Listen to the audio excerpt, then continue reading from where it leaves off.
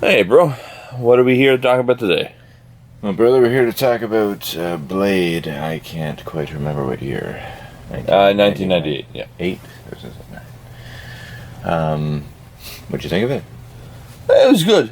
This is one of the films that helped start off the big superhero boom in the early 2000s. Right. Because there was Blade in 1998, followed by X-Men in 2000, and then which eventually led to Spider-Man in 2020 in 2002. I was about to say 2022, but I'm like, no, not quite yet. No. But yeah, it was I enjoyed it, and it doesn't deserve enough credit because without Blade being a success, we weren't going to get X-Men. Right. Because Batman and Robin had failed in 1997, and the industry was kind of like, all right, maybe superhero movies aren't exactly a profitable venture because they also did Steel around the same time, and that bombed. So people were a little finicky and kind of scared about taking a risk on a comic book film. And then Blade came out and hit, which then allowed Fox to greenlight X-Men. Right. And then that was a hit, which also helped towards the fact that Spider-Man got greenlit after the rights got untangled. So I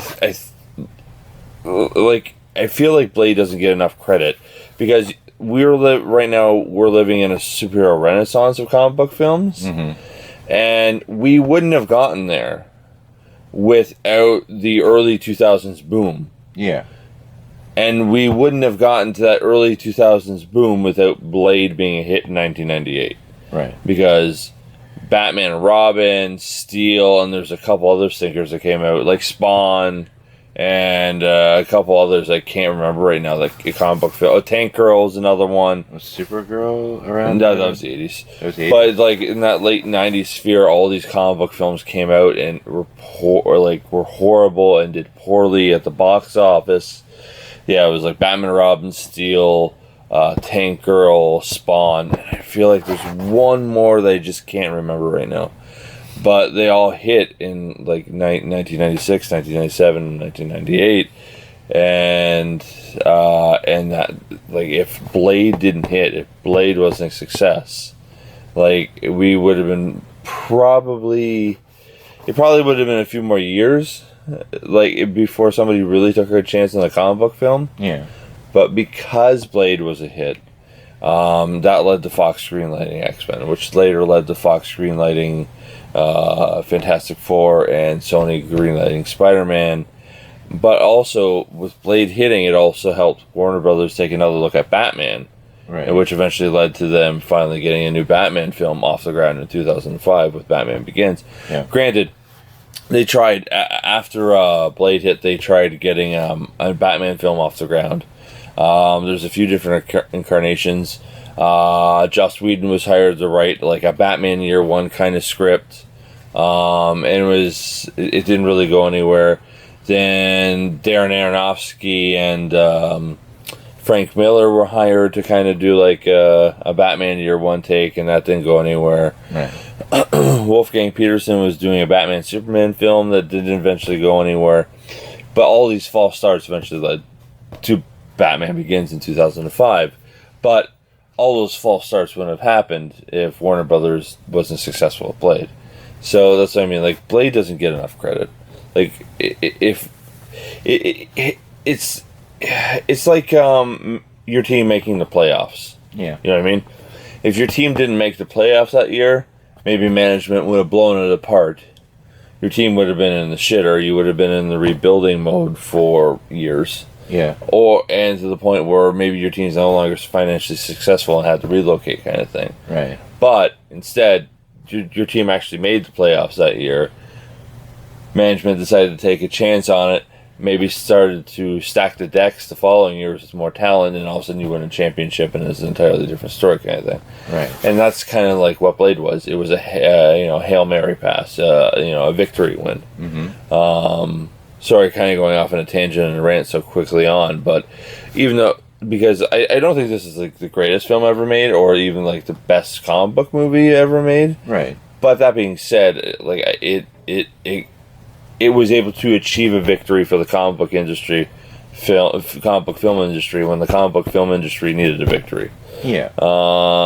And without that victory, we wouldn't have what we have today. But I don't feel like, as I said, people give Blade and its success and enough credit.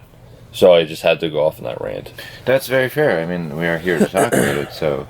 But you liked the film, correct? Yes, actually, yeah, I enjoyed it quite a bit. I did enjoy it as well myself. Had, some comedic moments, some action scenes, Oh, yeah, even though, a decent story. No, I was going to say...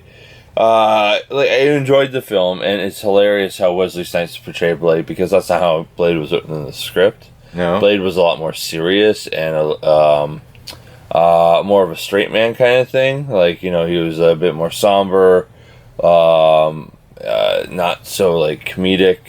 He was a bit more of a quieter character. Right. And it was Wesley Snipes coming in and wanting to change the character, ad-lib a bunch of stuff. Yeah. That we ended up with the trail we got. Because it feels like Wesley Snipes doing Wesley Snipes half the time, you know what I mean? Right. But it's still enjoyable. Like, but yeah, no, I enjoyed the plot.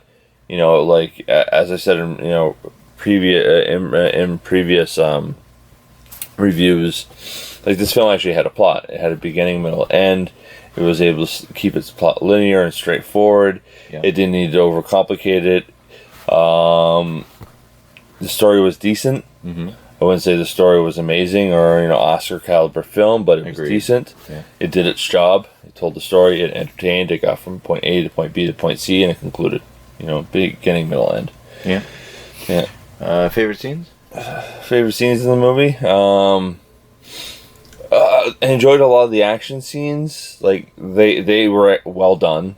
Yeah. They were well choreographed and well executed. It had a lot of great action. Some of the CGI doesn't hold up, but it is what it is. It was the early days of CGI. So looking back like 20 some odd years later, or 20 plus years later, yeah, it's easy to point out like, oh, that's crappy CGI, or that looks really fake. Yeah. You know what I mean? Yeah, absolutely. But that being said, it doesn't take away from my enjoyment of the film, or it doesn't really take me out of the film that much. Right. But my favorite scene has to be one of the ad-lib lines, which makes absolutely no sense. When after he finishes fighting Deacon Frost at the end there, he's like, "Some MFers always trying to ice skate uphill." Yeah. And I'm like, more than they can chew. Pardon? Trying to bite off more. Yeah, basically that's what he was saying. Yep. But he was trying to say it in a unique catchphrase kind of way. But it's a really awkward and weird line, but it's funny as hell. And I just love how he delivers it with such deadpan and such a straight face. It's like, yeah, this is gonna be a good catchphrase. Blade will be saying this in every movie. Did Blade say that in every movie? I don't think he ever said it again. That's very fair. Yeah, but what did you enjoy about it? I like the comedy scenes. I guess I kind of like knowing what comes in the second film. The one part where his friend there is alive in the second one again. Yeah, that was just a cop out to bring what's his name? The guy who played Whistler. I'm gonna forget his name. It just kind of ruined the moment. Yeah. So like when the moment happened and I seen it again, I'm like, yeah, I know. It was just to bring him back. Yeah, it's fair. And like, I understand why they did it in the sequel, because he was a great character. But instead of like resurrecting Whistler, you could have had like another character kind of slide into that role. Yeah. You could have gotten any old grouchy actor to kind of fill the role of the mentor character. You didn't necessarily have to resurrect Whistler. Oh, Chris Christopherson, I believe is the actor's name. Right. But it's just that they wanted Chris back. You know what I mean? It's just more than they wanted Whistler back. They specifically wanted Chris back. Yeah. So it was like, so they had found some contrived way to explain his resurrection by saying, oh, he wasn't really dead. The vampires had partially turned him, and now he's in the stupid tank, and now Blade's gonna break them out and cure them, and then the rest of the film's gonna go on. Yeah. But yeah, whatever. But as far as this film is concerned, he dies towards the end. You know what I mean? Yeah, that's true. And I apologize in advance. Spoiler alert on the film that's 24 years old. I shouldn't really have to say that, but I know there'll be some people complaining like, "Oh, are you talking about spoilers?" And like, this movie's older than some Gen Zers. Like, come on, take a break. Yeah. You know? Yeah, I can't quite say I necessarily have like a favorite scene. It's just like the fight scenes are good, and you know, there's definitely some more emotional scenes that, you know, don't really pay off with the sequel, but you know, oh yeah, definitely worth watching. Oh, for sure. Yeah, I really enjoyed like the opening sequence when you first get introduced to Blade. Yeah, like I felt like that was a good introduction. Yeah. However, there's a lot of vampires in that scene that are really dumb. I mean, really dumb. Like you're in a box basically. Yeah. And if you see Blade slaughtering through your kind, while you're basically in a kill box, you leave. You're like, okay, this isn't working. Like, this we're failing miserably. Best to, you know, retreat, regroup, and attack again later in a different venue. Yeah. But nope, they just needed body after body to go down. You know what I mean? They lost quite a few. Yeah, strategically that wouldn't have been. No, strategically it was stupid as hell. But yeah. They needed all those deaths to make that cool opening sequence. Yeah. Well, I mean, it was cool, so. But no, overall, I really enjoyed this film. I found the plot to be a lot more layered than I would have expected. There was a lot going on. There were some decent subplots throughout the film. You know, I really like, you know, there's Blade's main mission, and then the stuff with Blade and his mom, and then they had the whole Deacon Frost storyline about him trying to basically take over the council and you know, achieve you know, vampire godhood at the same time, you know, trying to stop Blade. Mm-hmm. And there's also a lot of the good stuff like Whistler added to the film as well. I really liked it, and there's a lot of good character development. And as you said, like, Whistler was a really well developed co-starring character that everybody loves. There's the reason why they resurrected him in the sequel. Yeah. Just to quickly kill him off again in the third installment, which I found dumb. There's a lot of dumb stuff I find in the third installment, which we'll eventually get to at some point. But yeah, that's fair. I would definitely recommend people go see it. You know, let us know what you think about it, how you liked it, whether you would recommend recommending others to watch it. Yeah, I feel like this is a fairly solid action film. It feels like more like an action film than a standard comic book film, and there's nothing wrong with that. Like, a comic book film doesn't necessarily have to feel and look like a comic book film. You know what I mean? And I think this does a good job of just being a film in general. And I like to also point out that everybody keeps talking about how, you know, The Matrix introduced the whole black leather fetish crap in 1999 that the X-Men ripped off in 2000. Blade came out in 1998. Yeah. This film had the whole black leather fetish in it before The Matrix was even a thing. Yeah, that's fair. So once again, Blade not getting due for something it introduced. Yeah. Again. Yeah. Anything else you'd like to say, brother? I don't know. We're doing this. We apologize, folks. We're doing this review a little bit later than we normally do, so we're both a bit tired, a little bit slower than normal. But no, I don't know. Is there anything specific from the film you want to talk about? And the plot, subplot, character direction, characters specifically. You know, Donald Luge or Louge, however you want to pronounce it. He was funny in the film. Sorry, who was that? The guy who you recognize. Like, oh, I know him from. Oh, yeah. And like, got both of his arms cut off, and all the battles you had with that guy, all the things that he went through, lost both arms, got burned, got his face grinded against a train, almost got his arm cut off again by his boss, and then he goes to fight Blade at the end, and he's just quickly, you know, put down, and shades are grabbed and put on for the cool scene. I know, because he's a worthless, pathetic character, and Blade just kept him alive to keep toying with him throughout the entire film, basically to send a message to his boss anytime he needed to. But clearly you see Blade could take him at any point. Yeah. And at the end of the film, Blade's like, okay, you've outlived your usefulness to me. I need to get through you so I can get to the real threats. Yeah, he takes him down like 3 seconds. Yeah. Chops off his head with the wire without breaking a sweat. Yeah, I just found it comical. I was just like, do. Oh, no, he's gone. Okay. Yeah, but it was also like, in a sense, it was up the alley for that character too, right? Yeah, exactly. He was a joke character, he was a pathetic character, and he went in a jokey, pathetic way. He was a Starscream. Yeah, Yeah. essentially he was. He was the Starscream of the movie. Except, the difference with that being said, he was actually loyal to his boss. That's true. Yeah, Starscream may not have been. The best reference, yeah. No, just loyal. He was loyal. What are you talking about? I didn't see one bit of evidence for it. Yes, I'm loyal. Who disrupts my coronation? Why does your Starscream sound British and effeminate? Because Starscream sounds British and effeminate. No, he doesn't.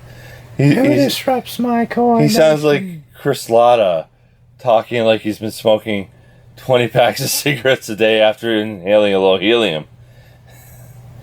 I am going high pitch.